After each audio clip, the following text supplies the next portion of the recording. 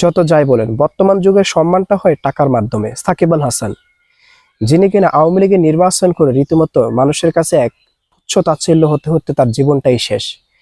কিন্তু সাকিব আল হাসান কোনো কিছুকে হার মানেনি। তিনি একটার পিছনে ছুটেছেন, সেটা হচ্ছে টাকার পিছনে ছুটেছেন। দর্শক শ্রোতা, সাকিব আল হাসান বেশ কয়েকদিন হলো বিসিবির সাথে চুক্তি তার শেষ হয়েছে।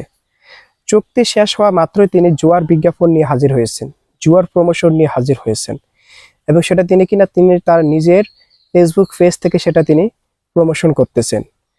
এ হচ্ছে সাকিব আল হাসান।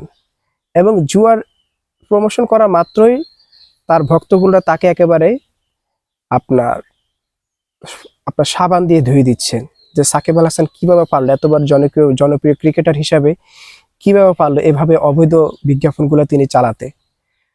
যাই হোক, এরপরে অসুস্থ হয়ে গেল তামিম ইকবাল। দেখছেন তো কি হয়েছে। তামিম ইকবালকে সুস্থ করেছেন, আলহামদুলিল্লাহ, আল্লাহর সহায় হয়েছেন।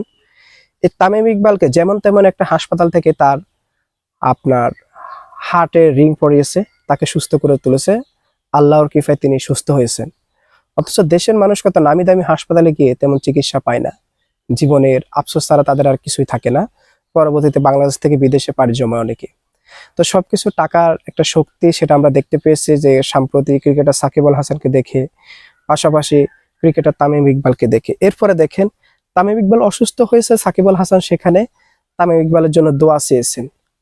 অথচ একদিন আগে সাকিব আল হাসানকে সবাই ধুয়ে দিচ্ছেন, ঠিক একদিন পরে মুদ্রার এপিট আর ওপিট সাকিব আল হাসানকে সবাই ভালোবাসা দিয়ে ভরে ফেলতেছেন, যে মানবতা সাকিব আল হাসান বিপদের সময় বন্ধুর জন্য দোয়া চেয়েছেন। অসাধারণ। তাই যত যাই হন না কেন, আপনি সেলিব্রিটি হতে হবে, প্রচুর টাকার মালিক থাকতে হবে, তাহলে আপনার জন্য দুনিয়াটা খুবই সহজ হবে, তাছাড়া আর কিছুই না।